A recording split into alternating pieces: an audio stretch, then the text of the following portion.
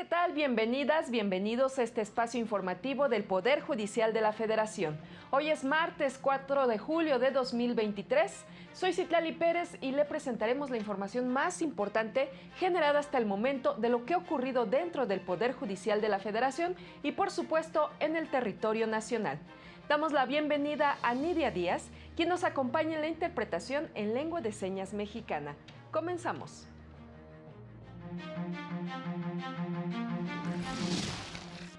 La primera sala determinó que las visitas de inspección son para que el SAT verifique el cumplimiento de obligaciones fiscales.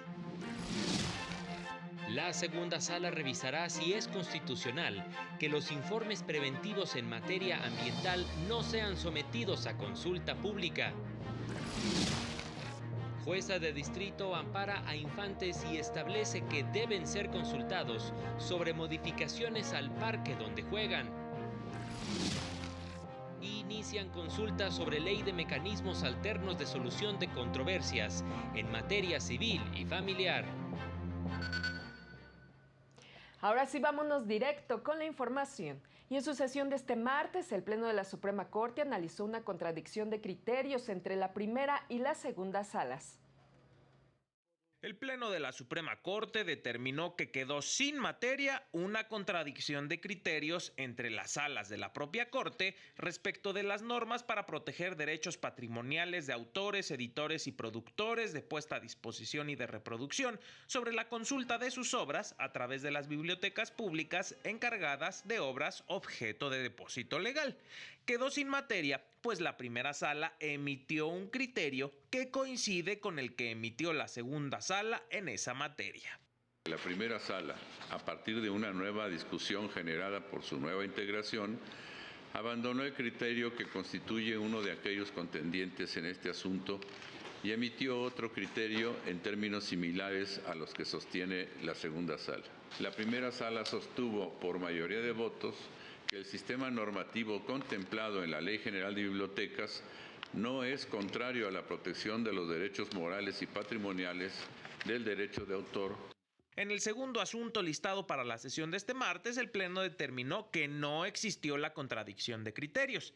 En el caso de la controversia constitucional respecto de la Ley de Coordinación Fiscal de Tamaulipas, el Pleno aprobó analizarla con posterioridad a la resolución de una controversia que analizará el próximo jueves respecto de la recaudación del impuesto sobre la enajenación de bebidas con contenido alcohólico y cigarros.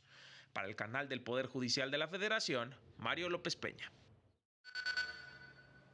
Y la primera sala de la Corte determinó que el artículo 49 del Código Fiscal de la Federación brinda certeza jurídica, pues establece como elementos mínimos para llevar a cabo una visita de inspección fiscal que exista una orden que los visitadores deben entregar a quien atienda la visita, ante quien deben identificarse, así como redactar un acta en la que se haga constar el resultado. La norma es acorde con el artículo 16 constitucional que faculta a las autoridades administrativas para llevar a cabo visitas domiciliarias con el fin de comprobar el cumplimiento de las obligaciones fiscales. El asunto se desprende de un amparo promovido por un particular quien se inconformó con la visita de inspección, pues consideró que antes de ingresar al establecimiento, los inspectores debieron identificarse. La sala estimó que ello no afecta la seguridad jurídica del quejoso y precisó que la legalidad de la inspección dependerá del análisis que se realice del acta que se levante para establecer si la forma en la que se llevaron a cabo los hechos fue razonable o arbitraria. Y en su sesión de este miércoles, la segunda sala de la Corte analizará temas relacionados con el interés superior de la infancia, medio ambiente y pensión por orfandad. De la lista de asuntos que resolvería la segunda sala de la Corte en su sesión de este miércoles destacan un amparo directo en revisión, por el que determinaría si en un juicio de amparo se cumplió con las obligaciones que tutela el principio de interés superior de la infancia en relación con el derecho humano a la estabilidad del empleo. Hay un amparo en revisión por el que la sala resolvería si es constitucional el artículo 34 de la Ley General del Equilibrio Ecológico y Protección al Ambiente, al no permitir que los informes preventivos sean sometidos a consulta pública y si esto vulnera el derecho de participación de la sociedad en la conservación, protección y mejoramiento del medio ambiente. En otro amparo en revisión, un menor de edad solicitó al ISSSTE la pensión por orfandad derivado de la muerte de su abuela, quien ejercía la patria potestad respecto del adolescente. El ISSSTE negó la petición, pues señaló que el menor de edad no acreditó el vínculo de filiación, además que la patria potestad se extinguió con el fallecimiento. El quejoso promovió juicio de amparo en el que impugnó los artículos 75 de la abrogada ley del ISSSTE y 36 del reglamento para el otorgamiento de pensiones de los trabajadores sujetos al régimen del artículo 10º transitorio del decreto por el que se expide la ley del ISSSTE. El juez de distrito concedió el amparo. Las autoridades responsables interpusieron recurso de revisión. Así es como llegó el asunto a la Corte y se pronunciaría sobre la validez de las normas. Para el canal del Poder Judicial de la Federación, Mario López Peña.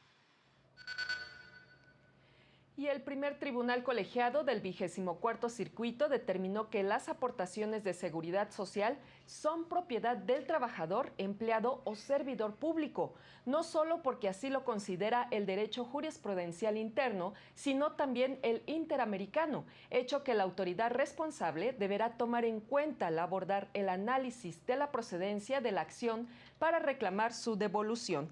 Explican que la Corte Interamericana de Derechos Humanos ha determinado que este tipo de aportaciones son como un salario anticipado del trabajador activo para cuando pase a retiro o para sus beneficiarios en caso de fallecer, pues al acogerse al régimen de pensión previsto en la ley, dicha prestación tiene efectos patrimoniales protegidos por el artículo 21 de la Convención Americana. De ahí que el Estado no puede distraer las cotizaciones ni disponer de ellas. Adicionalmente, la Suprema Corte ha declarado inconstitucional la cláusula legislativa que condiciona el disfrute de los beneficios de seguridad social a la recepción total de las aportaciones. Y un juzgado de distrito con residencia en Morelos concedió la protección de la justicia a un grupo de niños, lo que implicó suspender la construcción de una plaza en una zona que utilizaban como lugar de esparcimiento. Ustedes son niños y adolescentes que viven en la ciudad industrial del Valle de Cuernavaca y la conocemos como CIVAC. Está en Jiutepec, Morelos, donde se encuentra el parque de su colonia. ¿Qué fue lo que ustedes pidieron? Bueno, ustedes pidieron que se detuviera la construcción de una plaza que harían en ese parque, por ser el lugar que ustedes utilizan para jugar, para pasear, para hacer ejercicio. Además, está cerca de sus casas, lo cual hace que si realizan construcciones en el ambiente, este se llene de polvo y al cortar árboles, pues ya no podemos respirar igual. Hace 2 años, padres de familia de la zona de CIVAC, Morelos, interpusieron amparos ante el Juzgado Quinto de Distrito en la entidad para evitar que el municipio devastara el Parque Venus. Este es el parque donde desde hace por lo menos medio siglo, infinidad de generaciones lo han disfrutado. Y ahí jugaron mis hijos, ahora mis nietos, y hemos visto la devastación que ha sido objeto por los diversos ayuntamientos de Jiutepec. Pues nada más esperamos que pues lo sigan respetando ya, que ya no lo afecten, que ya no le cambien el uso de suelo, porque el uso de suelo sigue siendo un parque urbano y es un uso de suelo especial que no se debe de tocar para construir. Hace unos días, la jueza Quinto de Distrito en Morelos concedió los amparos a los niños que los interpusieron a través de sus padres. ¿Qué decisión tomé? Bueno, ustedes tienen razón. El parque de la colonia CIVAC debe de tener una protección especial. Eso va a obligar a las autoridades a que antes de hacer cualquier construcción o cambio, se tomen las medidas necesarias para cuidarlo. Y ahora, a partir de que ya lo saben, todos ustedes se convierten en guardianes de ese parque y tienen las autoridades el deber de informarle a ustedes todo lo que van a realizar para que juntos, en común acuerdo, puedan decidir si modifican o si se realizan cambios o no. parlamentario. Yo quiero agradecer al Poder Judicial a través de las autoridades correspondientes por esta sentencia emitida y la trascendencia que da precisamente con los menores de edad. Le agradezco a su señoría esta sentencia. Para el canal del Poder Judicial de la Federación, Miguel Nila Cedillo. Pues ahí está importante sentencia. Nosotros vamos a una pausa y continuamos con más.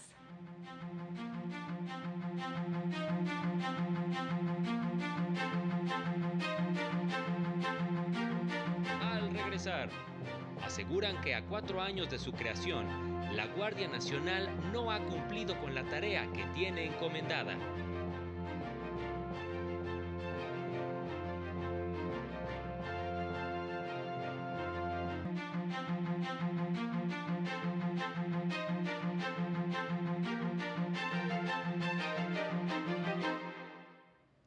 Ya estamos de regreso, muchas gracias por su preferencia.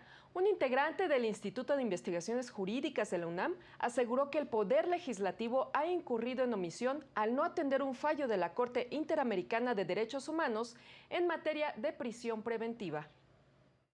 El Estado mexicano continúa siendo omiso respecto de la sentencia de la Corte Interamericana en la que declaró inconvencional la prisión preventiva oficiosa prevista en el artículo 19 constitucional y estableció la necesidad de reformarlo.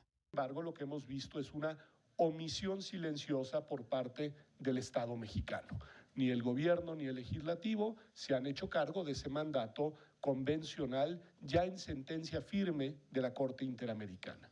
Y no es un tema menor, porque el tema de la prisión preventiva oficiosa, pues es un tema que contraviene compromisos internacionales. En el Instituto de Investigaciones Jurídicas de la UNAM, Pedro Salazar Ugarte señaló que existe un problema de taxatividad en la ampliación del catálogo de figuras jurídicas en las que se aplica la prisión preventiva oficiosa, que de acuerdo con el académico, deja a las personas en incertidumbre jurídica. Una serie de figuras que pues dan una enorme incertidumbre jurídica a las y a los ciudadanos, con una figura particularmente grave y draconiana en la cual pues lo que está en juego es la libertad personal de las personas en México. Para el canal del Poder Judicial de la Federación, Laura Murillo.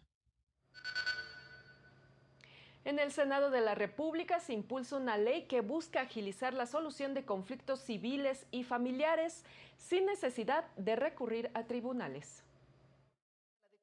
El Senado de la República comenzó los trabajos rumbo a la elaboración de la Ley General de Mecanismos Alternativos de Solución de Conflictos, que servirá de apoyo en la aplicación del Código Nacional de Procedimientos Civiles y Familiares. La presidenta de la Comisión de Justicia, ministra en retiro, Olga Sánchez Cordero, confió en que el dictamen pueda discutirse para el periodo ordinario de septiembre. Y para que esta ley dé una respuesta efectiva, real, a la población, porque estas leyes son las leyes más sensibles, porque van a la justicia cotidiana, precisamente van a ellos, a nuestra población en general. En una reunión de trabajo con autoridades responsables de los institutos y centros de justicia alternativa del país, el presidente de la CONATRIP, magistrado Rafael Guerra Álvarez, destacó que la mediación debe depender de los poderes judiciales federal y locales. El establecimiento de cualquier autoridad o procedimiento ejecutado a través de alguna autoridad autónoma o dependiente del Poder Ejecutivo o Legislativo pone en riesgo la autonomía de los poderes judiciales. La expedición del nuevo ordenamiento que regulará los nuevos mecanismos de solución de conflictos pretende despresurizar las cargas en los órganos jurisdiccionales del país, principalmente en las materias civil y familiar. Para el canal del Poder Judicial de la Federación, Marta Rodríguez. Y en otros temas se presentaron los resultados del primer diagnóstico nacional sobre justicia abierta femenina en México. A pesar de ser obligatorio por la ley desde 2020 en México, solo 21 poderes judiciales tienen lineamientos para elaborar sentencias públicas. 27 poderes judiciales tienen un registro de sus sentencias. 30 cuentan con buscadores de sentencias y 12 han diseñado filtros de búsqueda específicos para sentencias de grupos históricamente discriminados. Fueron algunos hallazgos del primer Diagnóstico Nacional de Justicia Abierta Feminista en México, elaborado por organizaciones de la sociedad civil, en donde advierten los retos que persisten en la percepción social sobre la impartición de justicia. El diagnóstico es muestra fehaciente de que si existe una percepción de opacidad, queremos eliminarla, queremos trabajar de la mano de las organizaciones de la sociedad. Porque es muy claro, y esto ha sido un discurso muy potente de la ministra presidenta de la Suprema Corte de Justicia de la Nación. Hay que difundir los derechos y creo que la transparencia ayuda a difundir los derechos, porque solo podemos defender los derechos si los conocemos. Comentaristas indicaron que dicha percepción se acentúa a nivel local, por lo que hicieron un llamado al fortalecimiento de las unidades de transparencia, ya que son el puente con la ciudadanía para ejercer su derecho a saber. Llegas a los tribunales y es una pobre persona en una oficina de 1 por 1 con una laptop de los 90, ¿no? Que tiene que digitalizar todas las 1000 sentencias que emite un tribunal en un día. ¿Cómo va a responder las solicitudes de información así? De las sentencias que más se publican son en materia penal y de las que menos se sabe son en materia mercantil. Para el canal del Poder Judicial de la Federación, Lorena Sánchez Cabrera. Y durante la presentación del cuarto informe sobre el Observatorio de la Guardia Nacional y la militarización en México, la organización Causa en Común aseguró que no existe una estrategia de seguridad en el país. A 4 años de la operación de la Guardia Nacional, esta corporación no ha dado resultados, carece de objetivos claros que puedan ser monitoreados y evaluados, con lo que se incrementa el peligro de un mayor número de violaciones a los derechos humanos. Así lo revela el cuarto informe del Observatorio de la Guardia Nacional y la militarización en México que la organización Causa en Común presentó en el Senado de la República. No hay una estrategia de seguridad, lo que tenemos es un cambio político en la seguridad. La Guardia Nacional no ha dado resultados, no solamente eso, no solamente no vivimos más seguros, sino que además de eso, la forma violenta como están actuando los grupos criminales ha llegado a un extremo que no lo habíamos visto antes. El informe destaca que de los 128.233 efectivos que tiene la Guardia Nacional, el 71% proviene del Ejército y de la Marina. Además del total de elementos, únicamente el 49% tiene capacitación o están certificados en tareas de seguridad pública. En el documento se destaca de igual forma el incremento de elementos del Ejército en la esfera civil y el aumento del presupuesto sin la debida rendición de cuentas. El senador Emilio Álvarez y Casa aseguró que con los grandes recursos y las tareas que se están destinando a las Fuerzas Armadas, se está generando la construcción de una élite empresarial militar que no se somete a las reglas civiles. Con la grande preocupación que la herencia de este gobierno va a ser un narcoestado militarizado y autoritario. Ese es el desafío para robar el camino democrático después del 24. Especialistas en la defensa de los derechos humanos lamentaron que la estrategia de la Guardia Nacional sea política y no para proteger realmente a la ciudadanía. Para el canal del Poder Judicial de la Federación, Juan Carlos González. Y en temas de salud, en octubre próximo iniciará la campaña de vacunación contra la influenza y el COVID-19, comenzando con grupos vulnerables como adultos mayores y personas con comorbilidades, informó el subsecretario de Salud, Hugo López-Gatell. Por otra parte, la COFEPRIS autorizó el uso de la vacuna cubana Abdalá, precisamente para este sector de la población, si bien no se indicó a partir de cuándo. Y en cambio, los grupos de edad más jóvenes, en particular niñas y niños o adolescentes, no se les recomienda vacunar, por lo que se observó durante la pandemia de que son un segmento de la población de muy bajo riesgo de complicaciones. Y durante la presentación del Plan de Salud Mental, se mencionó que a consecuencia de la pandemia de COVID-19, las enfermedades mentales aumentaron un 30%. México ocupa el 4º lugar mundial por el número de casos de depresión que registra, pues 3 de cada 10 personas presentan esta enfermedad y el 60% no recibe atención médica. Durante la presentación del Plan Sectorial de Salud Mental y Adicciones, el secretario de Salud indicó: nos tenemos que alinear para cerrar la brecha en la atención mental, con objetivos específicos, estrategias y líneas de acción que se van a ver cada vez mejor en este Plan Sectorial de Salud Mental y Adicciones. Destacó que a consecuencia de la pandemia, los trastornos mentales aumentaron en 30%, siendo la depresión un mal que afecta en especial a los hombres.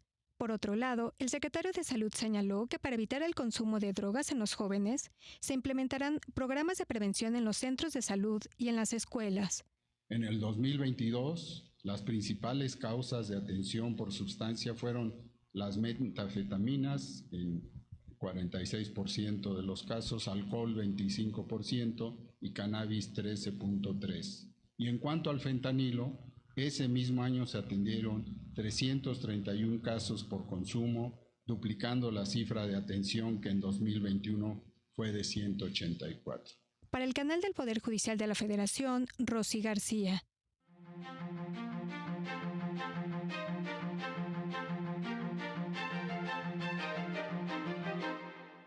El secuestro de mujeres en México alcanzó un nuevo récord en mayo pasado con 55 víctimas, un promedio de 2 mujeres secuestradas cada día, superando las 51 de diciembre de 2018, de acuerdo con el Secretariado Ejecutivo del Sistema Nacional de Seguridad Pública. La Fiscalía General de Justicia de Veracruz informó que un juez de control impuso 2 años de libertad condicional a los padres de Marlon N., presunto feminicida de Montserrat Bendímez, por encubrir y ayudar a escapar a su hijo, detenido en junio de 2022.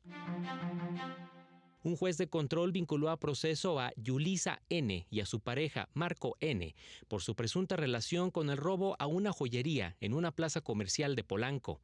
Están acusados de cohecho, narcomenudeo y posesión ilegal de armas. La Fiscalía General de Michoacán solicitó órdenes de aprehensión contra 25 personas por su presunta participación en el asesinato del líder de autodefensas Hipólito Mora y sus 3 escoltas. Señala que los agresores pertenecen al grupo criminal Los Viagras. Para el canal del Poder Judicial de la Federación, Jesús Daza. Y en información internacional, el presidente de Francia, Emmanuel Macron, anunció la creación de una ley urgente para reparar los daños causados durante las 7 jornadas de disturbios nocturnos en París a raíz de la muerte de un joven a manos de la policía.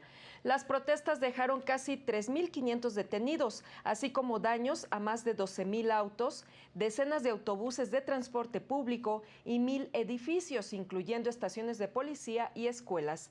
Con esta nueva ley se canalizará un fondo de ayuda de 20 millones de euros para llevar a cabo los trabajos de reconstrucción lo antes posible.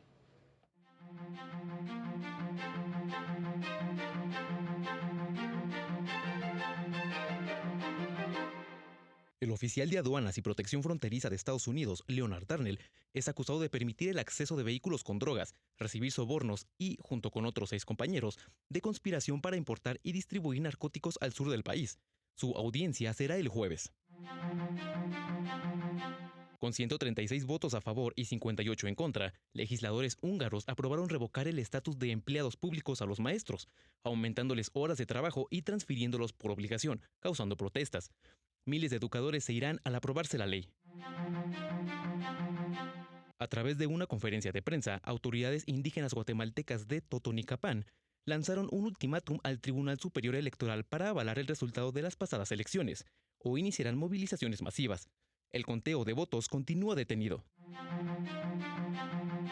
Una red de tráfico y trata de personas dirigida desde República Dominicana que operaba en Francia fue desarticulada por una operación policial de ambos países, así como de España e Italia, donde también se encontraron vínculos. Rescataron al menos 41 víctimas y detuvieron a un matrimonio, presuntos líderes de la banda. Para el canal del Poder Judicial de la Federación, Héctor García Mejía. Y mire usted este dato, de acuerdo con la Amafore, existen en el país 73.1 millones de cuentas para el retiro, pero el 50% de sus titulares desconocen que la tienen. Desde el 1 de enero de este año, La cuota que aportan las empresas a los fondos para el retiro de los trabajadores irá creciendo de 5.15% del salario base de cotización a 13.87% en 2030. Así lo señaló Guillermo Samarripa, presidente de la Amafore, durante el lanzamiento de la campaña. ¿Sabes qué hay detrás de un mejor retiro? Y lo más importante, desde la perspectiva de los trabajadores, es que el dinero está. El dinero existe en su cuenta y le va a llegar más contribución en el futuro. Entonces, esto va a tener una dinámica muy positiva. Lo anterior, explicó, significa que durante los próximos 7 años, los trabajadores podrán notar un aumento en las aportaciones para que cuando finalice su vida laboral cuenten con una mayor pensión y con ello un patrimonio garantizado para su futuro. No obstante, informó que si bien el sistema cuenta con 73.1 millones de cuentas, hay trabajadores que desconocen dónde está su Afore. Hay mucha gente que tiene cuenta que no sabe que la tiene. El dato de la ENIF de inclusión financiera para ahorro para el retiro es menos del 50%. Entonces, eso quiere decir que hay gente que tiene cuenta, está su nombre, pero que no lo sabe. Guillermo Samarripa añadió que hoy en día el sistema de ahorro para el retiro administra alrededor de 5.5 billones de pesos, equivalente al 18.4% del PIB. Para el canal del Poder Judicial de la Federación, Óscar González.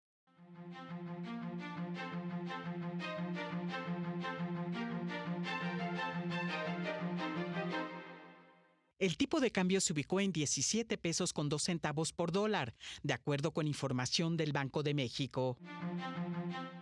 En junio se vendieron 113.553 autos nuevos en el mercado interior, un aumento de 6.3% respecto al mes previo, informó el INEGI, lo que representó el mejor mes de junio desde el 2018. El INEGI medirá la salud financiera de la población a partir del segundo semestre del año para conocer el nivel de estrés de la población frente a las complicaciones por el uso de su dinero. Ello en el marco de la Encuesta Nacional de Salud Pública. El titular de la Conducef, Óscar Rosado, dijo que el estrés financiero se ha convertido en una pandemia silenciosa que daña la productividad de las empresas. Frente a la incertidumbre provocada por la reforma, la industria minera en el país invertirá apenas 1% más que el año pasado, según cifras de la Cámara Minera de México, y alertó que dicha reforma genera más dudas en la actividad de exploración, fundamental para la competitividad del sector, y que este año contará con casi 5% menos capital que en el 2022. Para el canal del Poder Judicial de la Federación, Lilian Moreno. Y durante la presentación de un estudio sobre glifosato, aseguraron que la comercialización de este producto les deja ganancias por más de 4.500 millones de dólares. México redujo 50% la importación de glifosato para 2023, como parte del decreto de 2020 que exige una reducción gradual de este químico por ser un herbicida probablemente cancerígeno. Este se caracterizó principalmente por las acusaciones de falta de rigor científico a todas las investigaciones que están promoviendo y demostrando evidencia sobre los riesgos de la siembra de maíz transgénico y sobre los riesgos del uso de glifosato. Durante una presentación del estudio del glifosato y maíces transgénicos, indicaron que las ganancias que se han obtenido por este agroquímico en Sudamérica y América Latina ascienden a 4.800 millones de dólares, lo que provoca que las empresas mantengan este químico en el mercado. Las empresas que se han dedicado a producir y a vender en el mundo estos plaguicidas altamente peligrosos, entre estos el glifosato, tuvieron una ganancia por el orden de 4.800 millones de dólares, considerando que además su principal cliente son los países en vías de desarrollo. Señalaron que en diferentes zonas del país se venden harinas sin autorización para producir tortillas con glifosato y maíz transgénico. Indicaron que se debe apoyar a los agricultores de maíz mexicano y evitar importaciones de maíz transgénico que causan daño a la salud. Para el canal del Poder Judicial de la Federación, Rosy García. Y las condiciones meteorológicas que originan el fenómeno El Niño ya están en el Pacífico tropical por primera vez en 7 años, alertó la Organización Meteorológica Mundial. La organización prevé un aumento de la temperatura global, pues este fenómeno afecta a los patrones climáticos y pronostica un 90% de probabilidad de que continúe durante el segundo semestre del año. La declaración de El Niño por parte de la organización es la señal para que los gobiernos a nivel mundial se preparen para enfrentar su impacto en la salud, los ecosistemas y la economía. Y antes de despedirnos, lo invitamos a mantenerse en la señal del canal del Poder Judicial de la Federación. Soy Citlali Pérez, gracias por su atención. Hasta pronto.